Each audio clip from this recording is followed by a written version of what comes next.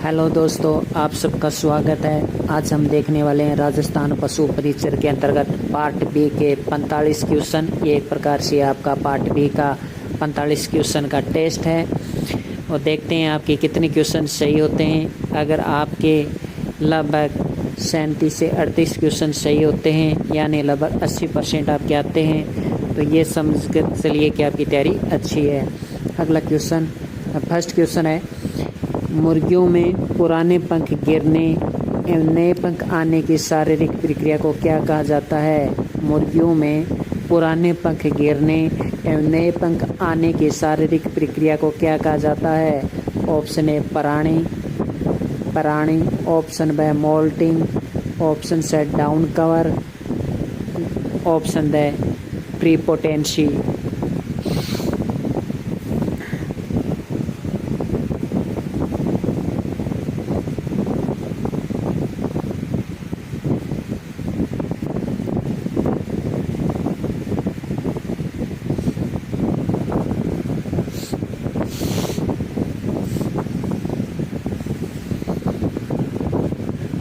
इसका सही आंसर हो जाएगा मोल्टिंग।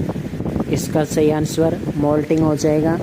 मुर्गियों में पुराने पंख गिरने एवं नए पंख आने की शारीरिक प्रक्रिया को मोल्टिंग कहा जाता है। प्राणी क्या होता है? प्राणी है वो पशुओं को हाँकने के लिए,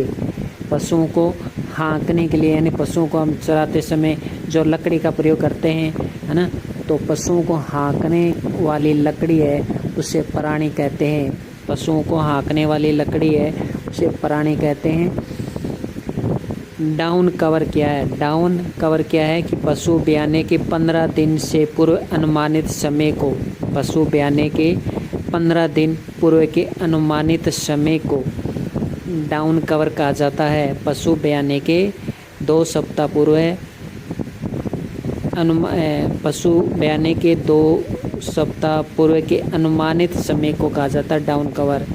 प्रीपोटेंसी क्या है कि जो जानवर अपने वंश को प्रभावित करने की अक्षमता रखते हैं, जो जानवर, वे एनिमल्स जो अपने वंश को प्रभावित करने की अक्षमता रखते हैं, उसे कहते हैं प्रीपोटेंसी।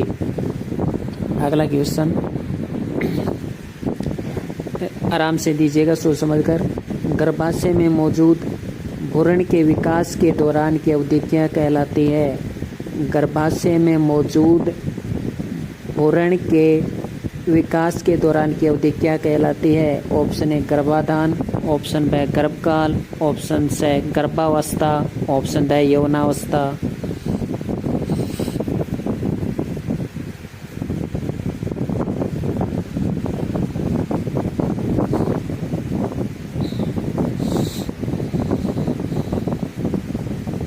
इसका सही आंसर हो जाएगा, बताइए जल्दी, गर्भकाल। जी हाँ, इसका सही आंसर गर्भकाल हो जाएगा। गर्भाशय में मौजूद भ्रूण के विकास के दौरान की अवधि क्या कहलाती है? तो भ्रूण के जब तक गर्भाशय में भ्रूण का विकास होता रहता है, उस दौरान की अवधि को हम गर्भकाल कहते हैं। क्या कहते हैं? गर्भकाल कहते हैं।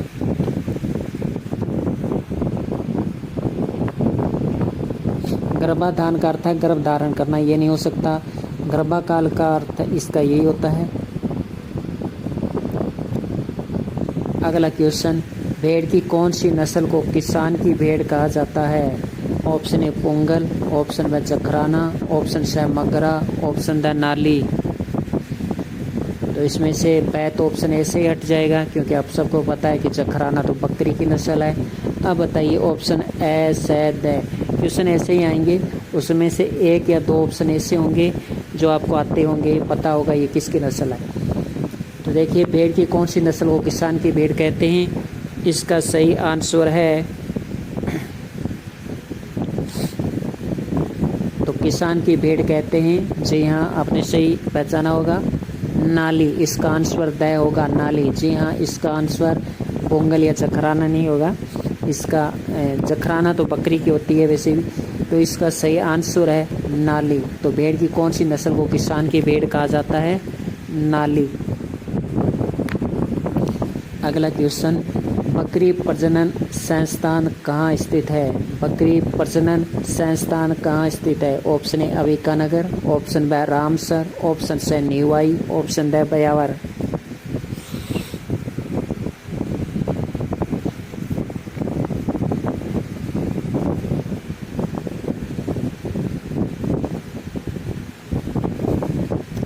इसका सही आंसर होगा रामसर। जी हाँ, बकरी प्रजनन संस्थान रामसर में स्थित है। अविकानगर में पश्चिमी क्षेत्रीय बकरी अनुसंधान केंद्र है। आपसे पूछा जाए कि पश्चिमी क्षेत्रीय बकरी अनुसंधान कहाँ है? ये पश्चिमी क्षेत्रीय बकरी अनुसंधान अविकानगर में। और राष्ट्रीय बकरी अनुसंधान की बात करें तो वो आपका कहाँ हो जाएगा? मखदूम हो जाएगा। अगला क्वेश्चन, अरबी और सिंधी का क्रॉस कौन सा घोड़ा माना जाता है? अरबी और सिंधी का क्रॉस कौन सा घोड़ा माना जाता है? ऑप्शन ए झंस्करी, इसे झांसकरी भी कहते हैं। ऑप्शन बी काठियावाड़ी, इसे काठवाड़ी भी कहते हैं। Option C Malani, option D Marwari.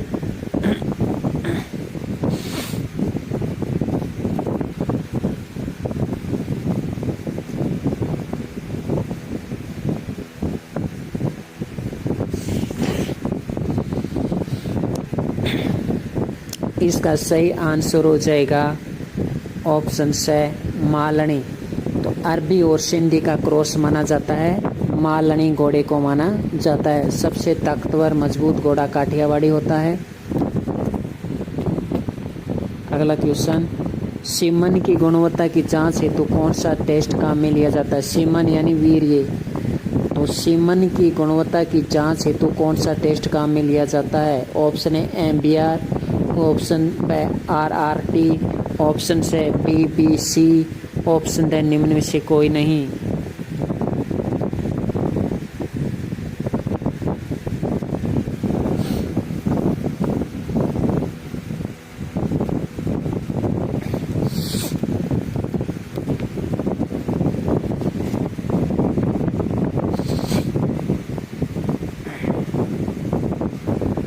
इसका सही आंसर हो जाएगा ऑप्शन बी RRT। जी हाँ, सीमन की गुणवत्ता की जांच हेतु कौन सा टेस्ट काम में लिया जाता है?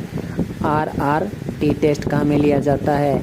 तो फिर ये MBR टेस्ट किस काम में लिया जाता है? तो MBR का टेस्ट है ये शुक्राणुओं की संख्या एवं गति का पता लगाने के लिए। शुक्राणुओं की संख्या एवं गति का पता लगाने के लिए MBR का प्रयोग करते हैं और RRT का प्रयोग करते हैं सीमन की गुणवत्ता की जांच करने हेतु। और BBC भी सीमन की जांच से संबंधित है। अगला क्वेश्चन, वीर्य के तनुकरण के लिए वीर्य में क्या मिलाया जाता है? वीर्य के तनुकरण के लिए वीर्य में क्या मिलाया जाता है? Option A glycerine, option B soda, option C मीठा तेल, ऑप्शन डी पानी।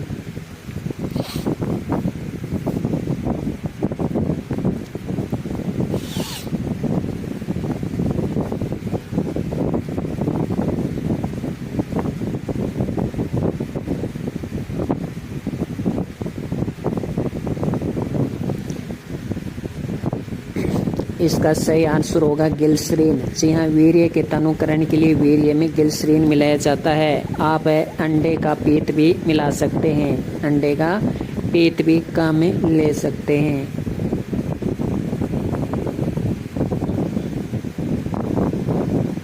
अगला क्वेश्चन, बधियाकृत मादा पशु को क्या कहा जाता है?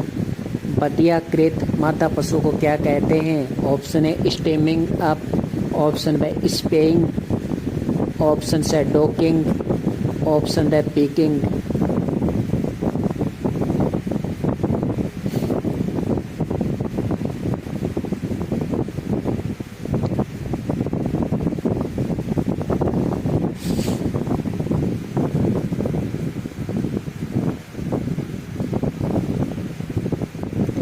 इसका सही आंसर हो जाएगा स्पेइंग।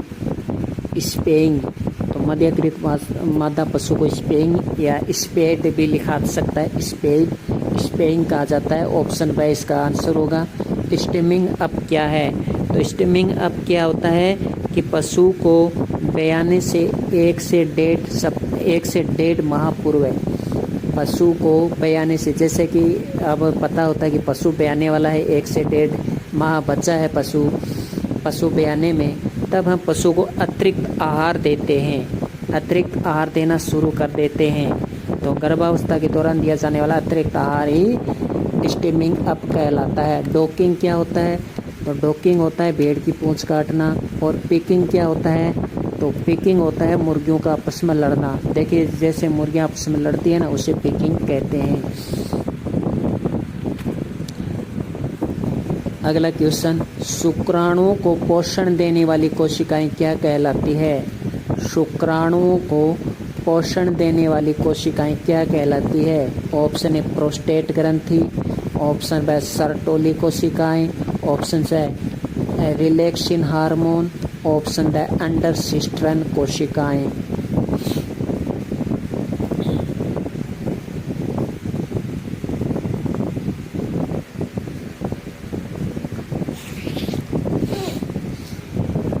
तो इसका सही आंसर हो जाएगा सर्टोली कोशिकाएं। जी हाँ, इसका आंसर हो जाएगा सर्टोली कोशिकाएं। शुक्राणुओं को पोषण देने वाले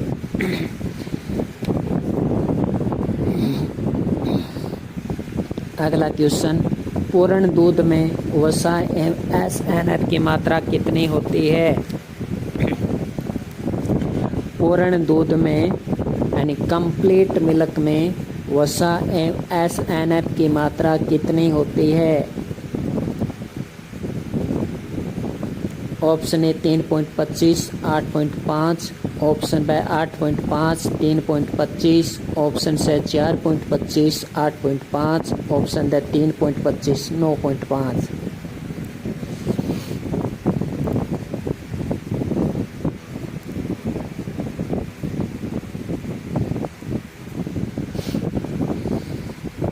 तो पूर्ण दूध में वसा होती है, वो वसा होती है 3.25 और एसएनएफ की मात्रा होती है वो होती है 8.5। तो इसका सही आंसर हो जाएगा ऑप्शन ए। ऑप्शन ए इसका एकदम सही आंसर हो जाएगा। अगला क्वेश्चन, दूध निकालने की किस विधि को स्ट्रिपिंग सिस्टम भी कहा जाता है? दूध निकालने की किस विधि को स्ट्रिपिंग सिस्टम भी कहा जाता है? ऑप्शन ए पूर्ण हस्त विधि, ऑप्शन बी चुटकी विधि, ऑप्शन सी अंगूठा विधि, ऑप्शन डी सभी।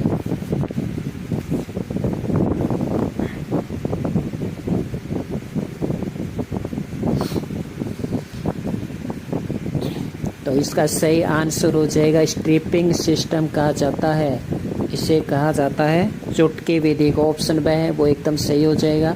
दूध निकालने की किस विधि को स्ट्रिपिंग सिस्टम भी कहा जाता है, स्ट्रिपिंग विधि भी कहा जाता है चुटकी विधि को। अगला क्वेश्चन, किस रोग को कार्बन रोग के नाम से जाना जाता है? किस रोग को कार्बन रोग के नाम से जाना जाता है? Option A black quarter, option B थनैला, option C anthrax, option D brucellosis.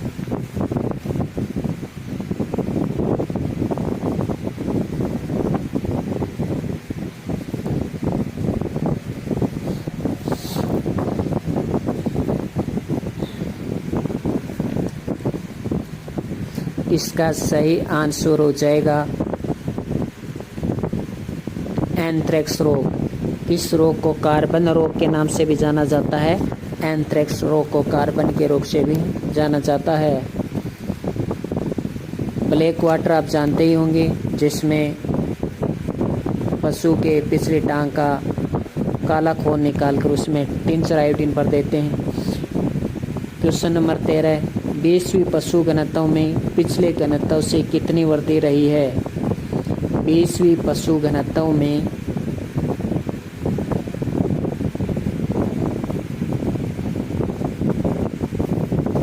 यहाँ पे 20वीं पशु घनत्व में पिछले घनत्व से कितनी वृद्धि रही है?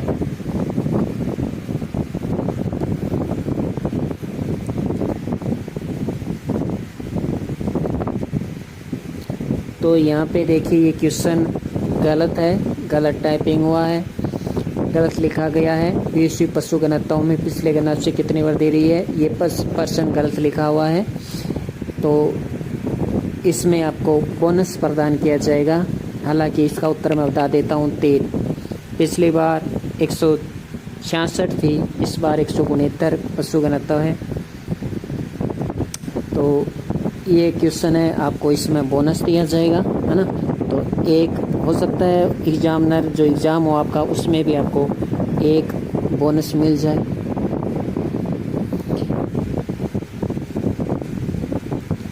अगला क्वेश्चन, राजस्थान में प्रथम पशुधन विकास नीति कब जारी की गई? राजस्थान में प्रथम पशुधन विकास नीति कब जारी की गई? Option A 2008, option B 2009, option C 2010, option D 2012।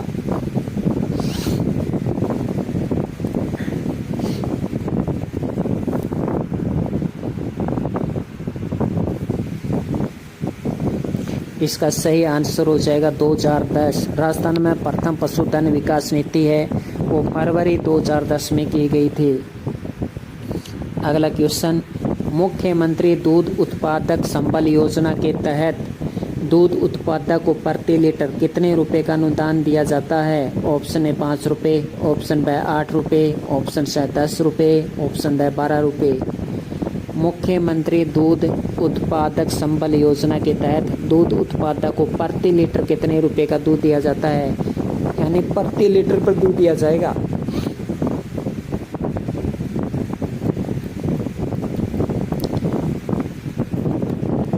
तो इसका सही आंसर हो जाएगा ऑप्शन ए, जी हाँ 5 रुपये इसका सही आंसर होगा, एकदम 5 रुपये। अगला क्वेश्चन, दूध के पीएच का परीक्षण, ये परीक्षण नहीं है परीक्षण है। दूध के पीएच का परीक्षण किस टेस्ट द्वारा करते हैं? दूध के पीएच का परीक्षण किस टेस्ट द्वारा करते हैं? ऑप्शन ए निकिल, option B Hansa, option C urea परीक्षण, ऑप्शन डी ओलिजेराइन।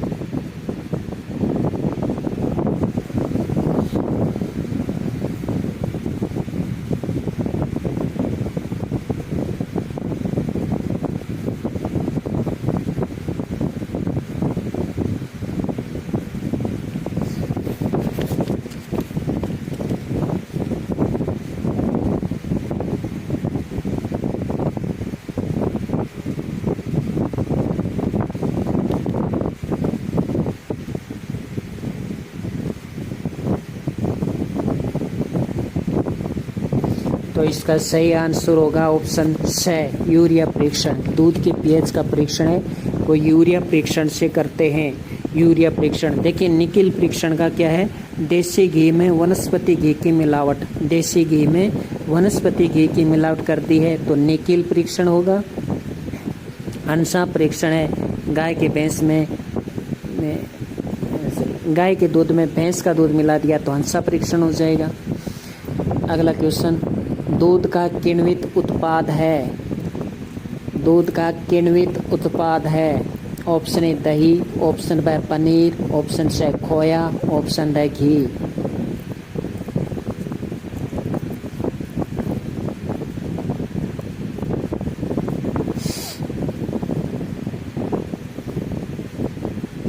इसका सही आंसर हो जाएगा ऑप्शन ए दही। दूध का किण्वित उत्पाद है दही। किण्वित उत्पाद से मतलब सीधा ही दूध को दही में बदल दिया गया। ऐसा नहीं है दूध से सीधा घी निकल जाएगा, ऐसा तो है नहीं। दूध से सीधा ही पनीर बन जाएगा, ऐसा भी नहीं है। आगे देखिए, भैंसों का संतुलित आहार में दाना और राफेज का अनुपात कितना होता है? जो भैंसों को संतुलित आहार दिया जा रहा है उसमें दाना और राफेज का अनुपात आपको बताना है। ऑप्शन ए 2:3 एवं 1:3, ऑप्शन बी 2:3 एवं 1:2, ऑप्शन सी 1:3 व 2:3, ऑप्शन डी 3:4 एवं 1:4। आपको इसके लिए 25 सेकंड दिए जाते हैं, बताइए।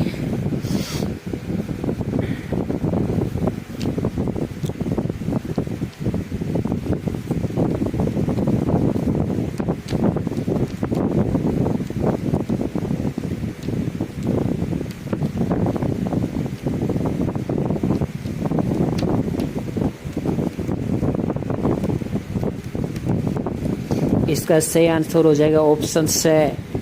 देखिए, जो भैंसों का संतुलित आहार में दाना दिया जाता है, यहाँ पे हम बांटा भी प्रयोग कर सकते हैं। तो दाना यानी बांटा जो दिया जाता है वो 1/3% और राफेज है वो 2/3% दिया जाता है। जो राफेज चारा है वो 2/3% दिया जाता है। अगला क्वेश्चन, पशु पोषण आहार प्रयोगशाला कहाँ स्थित है? पशु पोषण आहार प्रयोगशाला कहाँ स्थित है? ऑप्शन ए जामडोली, ऑप्शन ब Bassi, option C Chhotwada, option ड केकड़ी। पशु पोषण आहार प्रयोगशाला कहाँ स्थित है?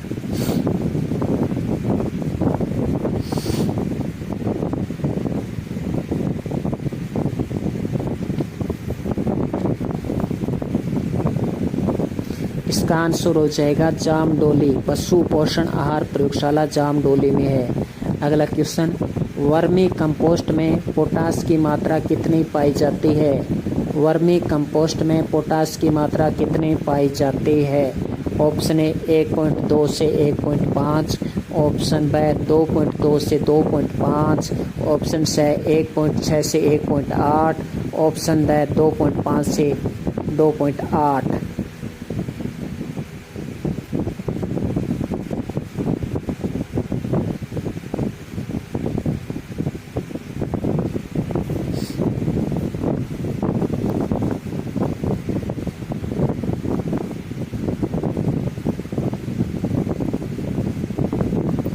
तो इसका सही आंसर हो जाएगा वर्मी कंपोस्ट में पोटास की मात्रा है वो 1.6 से 1.8, ये ऑप्शन से हो जाएगा। वैसे 1.5 से 1.8 होता है, लेकिन ऑप्शन में आपको दिया हुआ 1.6 से 1.8, तो इसका आंसर है ऑप्शन से है वो 1.6 से 1.8 है, वो पोटास की मात्रा पाई जाती है।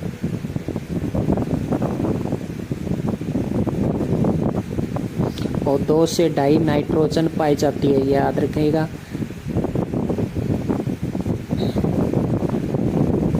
अगला क्वेश्चन, निम्न में से किस खली में नाइट्रोजन की मात्रा सर्वाधिक पाई जाती है? Option A soybean, option B इसबगोल, ऑप्शन सी गेहूं की भूसी, ऑप्शन सी मूंगफली की भूसी। तो सोयाबीन, इसबगोल, गेहूं की भूसी, मूंगफली की भूसी, तो बताइए।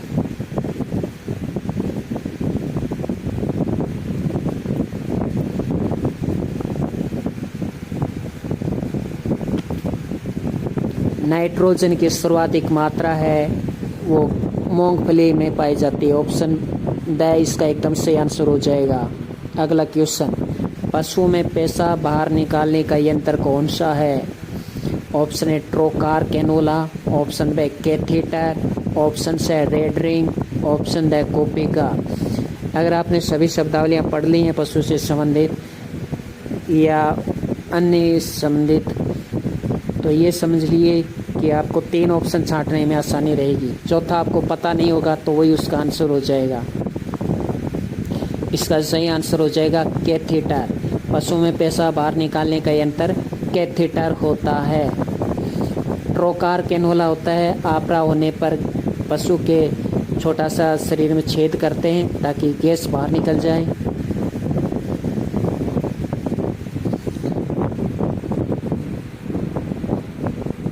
अगला क्वेश्चन डिटेलिंग है। ऑप्शन ए पशु के खुर काटना, ऑप्शन बी सींग रोतन करना, ऑप्शन सी गाय की पूंछ काटना, ऑप्शन डी जानवरों का ब्यौरा लिखना।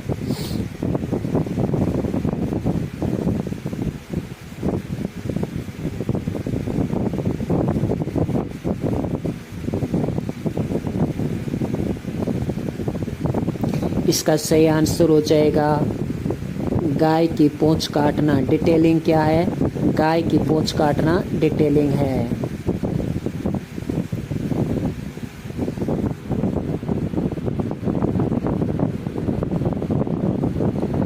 भारत में एफएमडी वायरस का सबसे आम प्रचलित सीरोटाइप कौन सा है?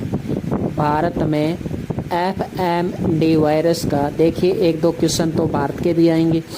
तो भारत में एफएमडी वायरस का सबसे आम प्रचलित सीरोटाइप कौन सा है? Option A SAT 1, option B Asia 1, option C, option D ओ।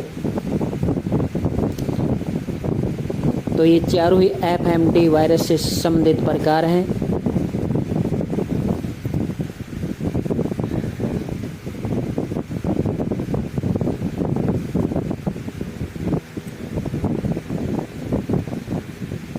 इसका सही आंसर हो जाएगा ऑप्शन द ओ।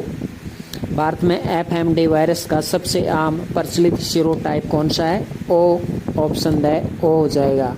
बाकी ये चारों ही देखिए FMD वायरस के प्रकार हैं, तो इनमें से पूछ ऐसे पूछ सकते हैं कौन सा नहीं है कौन सा है, चारों याद रहें।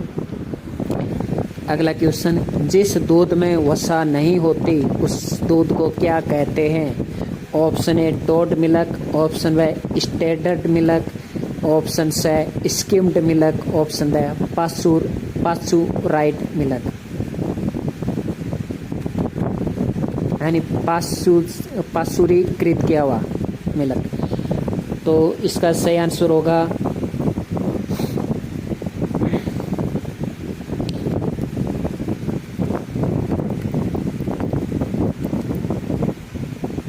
Skimmed milk. जी हाँ, जिस दूध में वसा नहीं होती है उसे स्किम्ड मिल्क कहते हैं। ऑप्शन से एकदम सही होगा। अगला क्वेश्चन, वसा परीक्षण के लिए ब्यूटायरोमीटर। अब आपको ये क्वेश्चन तो यही समझ में आ गया कि वसा परीक्षण के लिए ब्यूटायरोमीटर का प्रयोग किया जाता है, यानी गर्बर विधि का प्रयोग किया जाता है। इसमें गर्बर विधि जिसमें हम ब्यूटायरोमीटर उपकरण काम में लेते हैं। इसमें दूध की मात्रा कितनी ली जाती है? वसा परीक्षण के लिए ब्यूटायरोमीटर में दूध की मात्रा कितनी ली जाती है? एग्जाम में आया हुआ ये क्वेश्चन है, आपको बताना है कि वसा परीक्षण के लिए ब्यूटायरोमीटर में दूध की मात्रा कितनी ली जाती है। Option A 9.5 ml, option B 12 ml, option C 5.50 ml, option D 10.75 ml। इसके लिए आपको 20 सेकंड दिए जाते हैं, आराम से सोचिए।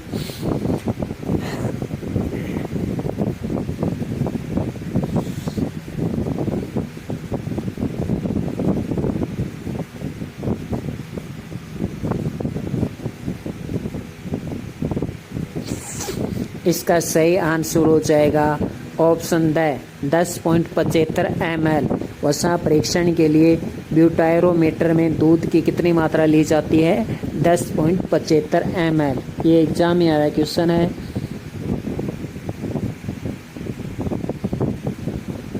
अगला क्वेश्चन, दूध में अम्लता परीक्षण के लिए किस अभिकर्मक का प्रयोग किया जाता है?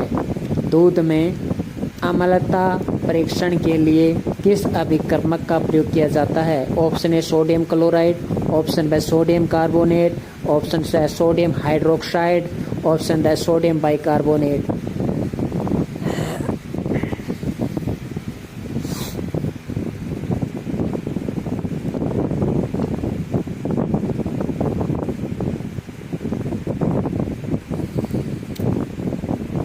तो इसका सही आंसर हो जाएगा सोडियम हाइड्रोक्साइड। ऑप्शन से इसका आंसर हो जाएगा।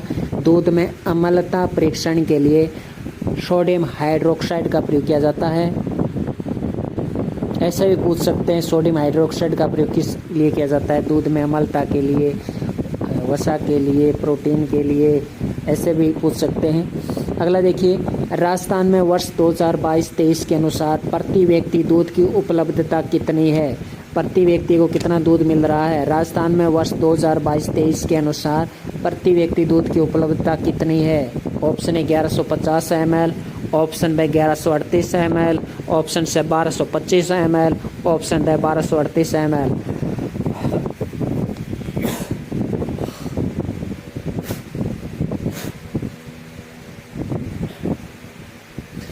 इसका उत्तर हो जाएगा 1138 ml। जी हाँ, 1138 ml प्रति व्यक्ति दूध की उपलब्धता है, जबकि 1150 ml ये 2021-22 के अनुसार है। 1150 ml 2021-22 के अनुसार है, यानी 12 की कमी आई है। 12 की क्या आई है? कमी आई है। तो ऐसे ही पूछ सकते हैं राजस्थान में वर्ष 2022-23 के अनुसार पिछले बार से कितनी कमी आई है दूध उपलब्धता में 12 की।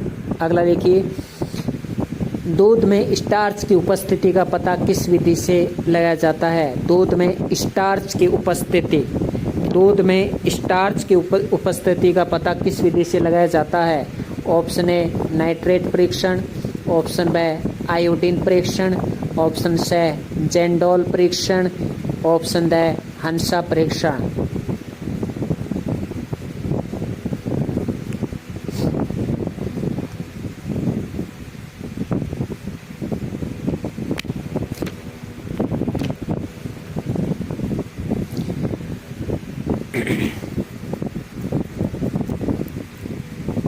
तो दूध में स्टार्च की उपस्थिति का पता है वो लगाया जाता है आयोडीन परीक्षण से। जी हाँ, इसका ऑप्शन ब है आयोडीन परीक्षण। दूध में स्टार्च कितना है इसका परीक्षण आयोडीन परीक्षण से किया जाता है। हंसा परीक्षण गाय के दूध में भैंस का दूध। नाइट्रेट परीक्षण होता है वर्षा जल की मिलावट, यानी वर्षा का जल मिलाना गाय के दूध में भैंस के दूध में, उसे कहते हैं नाइट्रेट परीक्षण। जेंडोल परीक्षण क्या होता है? दूध में प्रोटीन का पता लगाना, दूध में कितना प्रोटीन है इसका पता जेंडोल परीक्षण से किया जाता है। तो चार ऑप्शन बता दिए हैं। अगला क्वेश्चन, पशुओं को अधिक गीला चारा खिलाने से कौन सा विकार उत्पन्न हो जाता है? मान लीजिए पशुओं को आपने अधिक गीला चारा खिला दिया है तो पशुओं को कौन सा विकार हो जाएगा? Option A tympanitis, option B azoturia, option C ketosis, option D HF.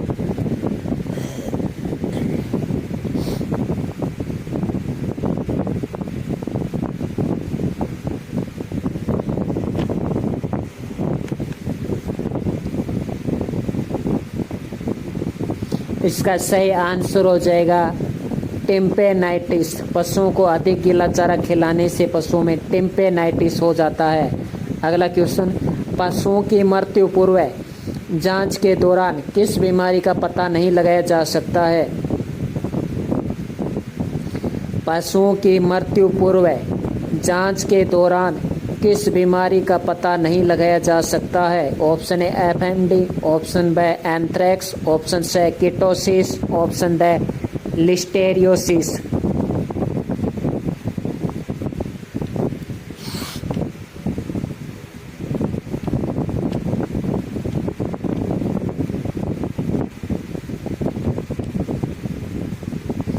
इसका सही आंसर हो जाएगा लिस्टेरियोसिस।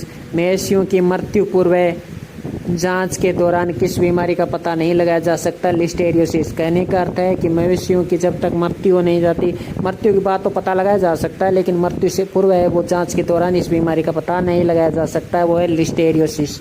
बड़ी ही खतरनाक बीमारी है।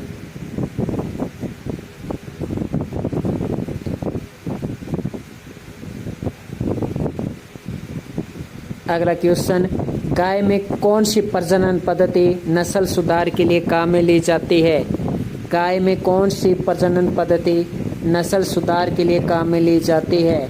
Option A cross breeding, option B grading up, option C out breeding, option D चयनित प्रजनन।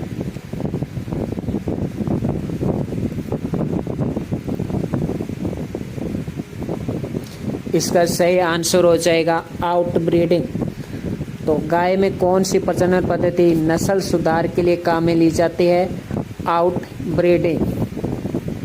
लेकिन इनमें प्रजनन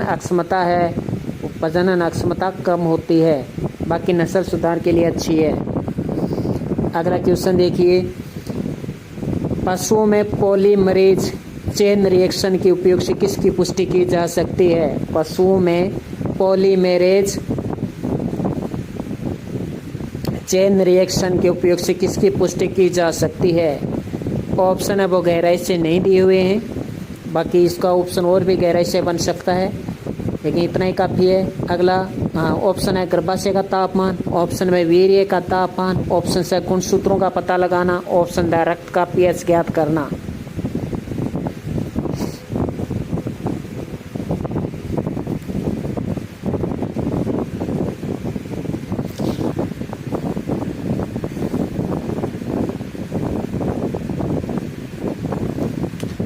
तो पॉलीमेरेज चेन रिएक्शन, इसका संबंध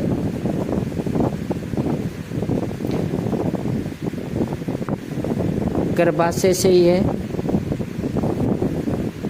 यानी ब्याने से संबंधित ही है।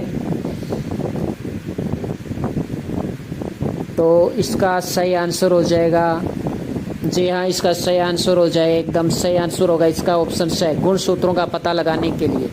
तो पशुओं में गुणसूत्रों का पता लगाने के लिए पॉलीमेरेज चेन रिएक्शन का उपयोग किया जाता है। रक्त का पीएच ज्ञात करना नहीं है तो बिल्कुल नहीं।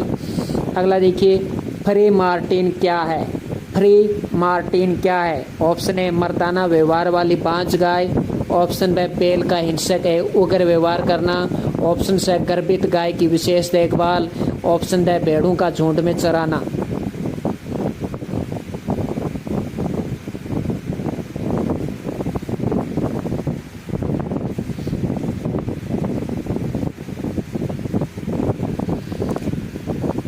इसका सही आंसर हो जाएगा मर्दाना व्यवहार वाली बांझ गाय, ऑप्शन ए है इसका एकदम सही आंसर हो जाएगा। फ्री मार्टिन क्या है?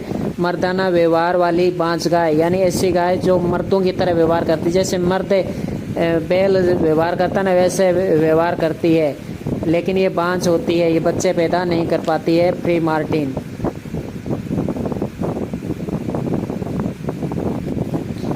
बाकी ये बांझ किस कारण से होती है, किस तत्व की कमी से होती है, इतना ज़्यादा गहराई में आपको पढ़ने की जरूरत नहीं है।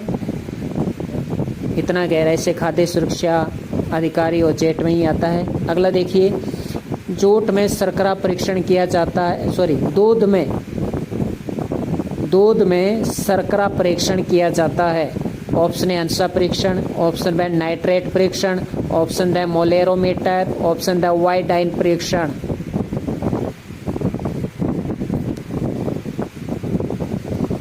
दूध में शर्करा परीक्षण किया जाता है मोलेरोमीटर से, ऑप्शन से इसका सही आंसर हो जाएगा।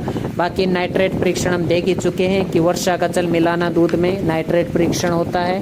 मोलेरोमीटर है वो दूध में शर्करा परीक्षण के लिए किया जाता है, और दूध में प्रोटीन का परीक्षण है वो जेंडोल परीक्षण किया जाता है, जेंडोल। तो हमने सभी प्रकार के परीक्षण हैं वो दूध से संबंधित हमने पढ़ लिए हैं और क्वेश्चन भी देख लिए। अगला क्वेश्चन, दूध का पाश्चुरीकरण दक्षता परीक्षण है। दूध का पाश्चुरीकरण दक्षता परीक्षण है। ऑप्शन ए फॉस्फेटेज परीक्षण, ऑप्शन बी एमाइलेज परीक्षण, ऑप्शन डी अमोनिया परीक्षण, ऑप्शन डी अम्लता परीक्षण। तो अमोनिया परीक्षण हम देख ही चुके हैं, बाकी अब आप 3 में कंफ्यूज होंगे।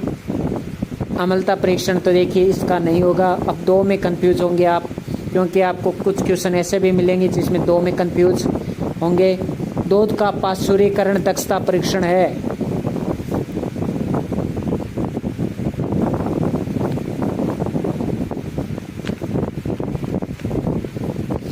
फॉस्फेटेज परीक्षण, इसका ऑप्शन ए एकदम सही होगा। दूध का पाश्चुरीकरण दक्षता परीक्षण है फॉस्फेटेज परीक्षण। अगला क्वेश्चन, राफेज में क्रूड रेशा कितना होता है?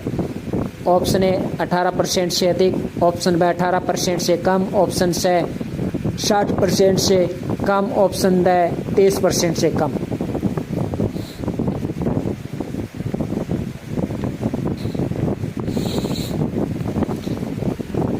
तो राफेज चारा में क्रूड रेशा कितना होता है? 18% से अधिक, और दाना की बात की जाए तो 18% से कम।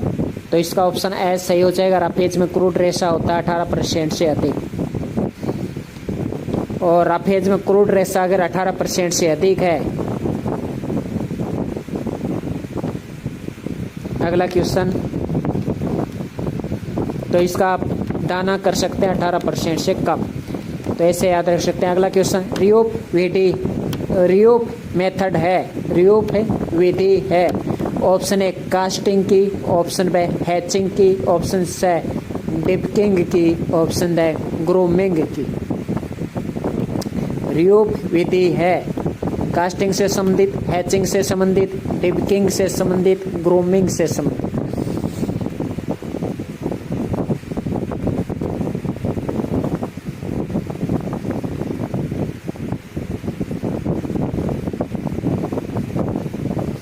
जी हाँ, इसका सही आंसर हो जाएगा कास्टिंग से संबंधित। कास्टिंग क्या होता है? तो पशुओं को आराम से ध्यानपूर्वक से पशु को नीचे गिराना ताकि उसको इंजेक्शन वगैरह लगाया जा सके, उसका इलाज किया जा सके। तो कास्टिंग यानी पशुओं को आराम से आरामदायक से नीचे गिराना। अब मेरा क्वेश्चन ये है आपके लिए आज का, कमेंट बॉक्स में बताना है कि डिबकिंग क्या है। डिबकिंग क्या है ये आपको बताना है। डिबकिंग। अगला क्वेश्चन, उत्तेजक के रूप में कौन सी औषधि काम में ली जाती है? उत्तेजक के रूप में कौन सी औषधि काम में ली जाती है? Option A barium chloride, option B गंधक, ऑप्शन सी कपूर, ऑप्शन डी कोनेन।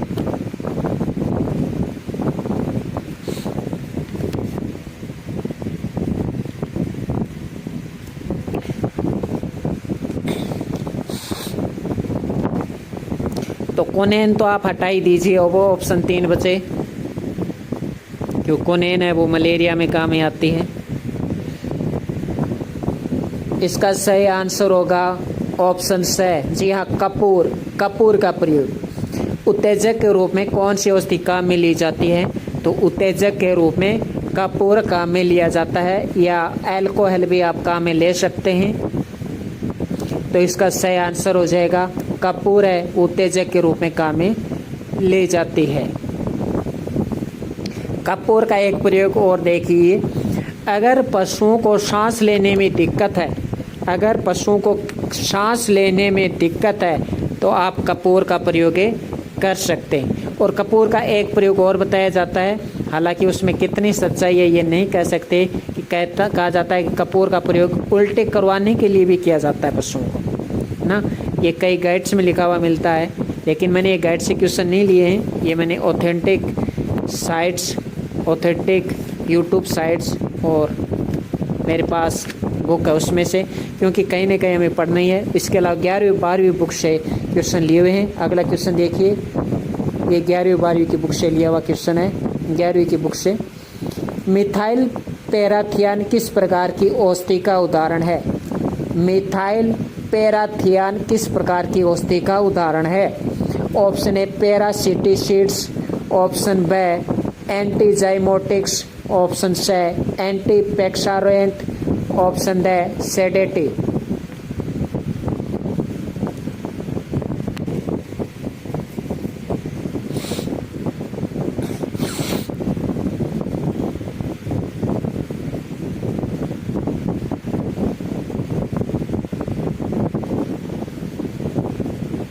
इसका सही आंसर होगा पैरासिटिसाइड्स। मिथाइल पैराथियान किस प्रकार की औषधि का उदाहरण है? पैरासिटिसाइड्स। अगला क्वेश्चन, ये एग्जाम में आया हुआ क्वेश्चन है ये, है चारा में कच्ची प्रोटीन की मात्रा कितनी होनी चाहिए? है चारे में कच्ची प्रोटीन की मात्रा कितनी होनी चाहिए? Option A 6.8%, option B 41.5%, option C 14%, option D 8.5%। Exam में आया हुआ क्वेश्चन है। तो है चारे में कच्ची प्रोटीन की मात्रा कितनी होनी चाहिए? इसका सही आंसर होगा 8.5%। जी हाँ, 8.5%।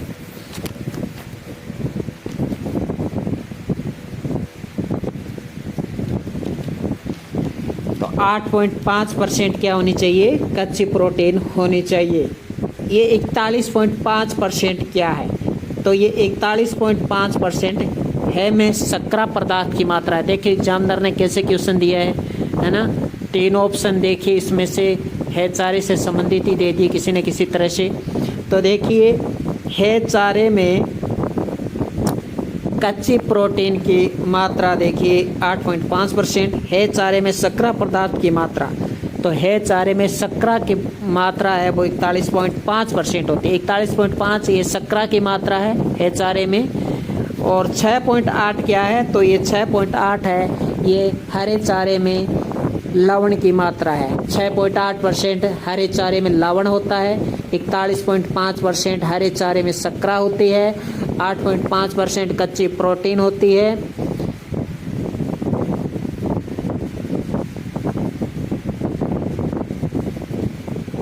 अगला क्वेश्चन, HS का पुनः टीकाकरण कब किया जाता है? HS का पुनः टीकाकरण कब किया जाता है? जो HS बीमारी है इसका पुनः टीकाकरण कब किया जाता है पशुओं में? ऑप्शन ए प्रतिवर्ष, ऑप्शन बी जीवन में एक बार, ऑप्शन बी 3 वर्ष में एक बार, ऑप्शन डी 6 महीने से।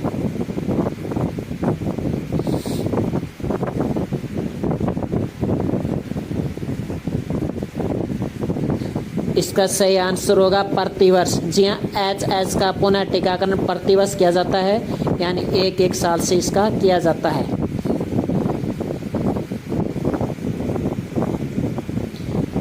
अगला क्वेश्चन, मल्लीनाथ पशु मेला कहाँ लगता है? मल्लीनाथ पशु मेला कहाँ लगता है? Option A Balotra, option B Barmer, option C Merta city, option D Parbatsar.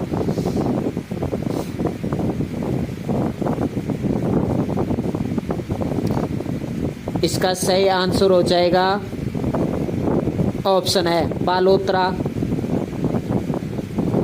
अगला क्वेश्चन, मीथेन के बाद बायोगैस का प्रमुख घटक क्या है? Option A nitrogen, option B CO2 carbon dioxide, option C H2S,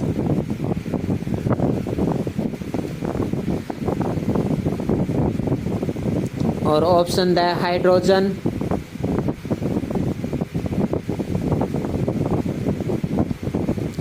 इसका सही आंसर हो जाएगा मीथेन के बाद बायोगैस का प्रमुख घटक कार्बन डाइऑक्साइड होता है। मीथेन के बाद बायोगैस का प्रमुख स्रोत कार्बन डाइऑक्साइड होता है, जो कि लगभग 30% कार्बन डाइऑक्साइड पाई जाती है।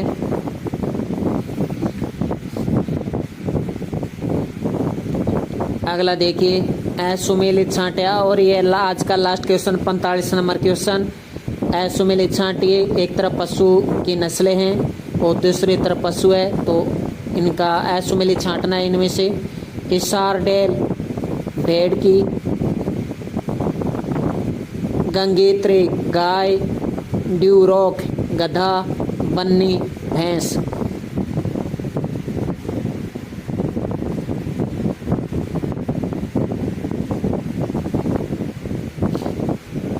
इसका सही आंसर हो जाएगा ऑप्शन से ड्यूरोक गधा की नहीं है, हिसारडेल भेड़ की नस्ल है, गंगेत्री गाय की नस्ल है, बन्नी भैंस की नस्ल है, लेकिन ड्यूरोक गधा की नहीं है। ड्यूरोक तो ये सुअर की नस्ल है, ड्यूरोक सुअर की नस्ल है। तो इसी के साथ धन्यवाद। आपके कितने क्वेश्चन 45 में से सही होते हैं? कैसी आपकी तैयारी रही तो बताइए। अगर आपके 37 से 38 क्वेश्चन, लगभग मान लीजिए अगर आपके 37 क्वेश्चन सही होते हैं तो इसका मतलब आप समझिए आपकी तैयारी है वो 80% है, और 80% अच्छी तैयारी होगी आपकी। 37 से 38 क्वेश्चन आपके सही हैं तो आपकी तैयारी का लेवल अच्छा है। धन्यवाद।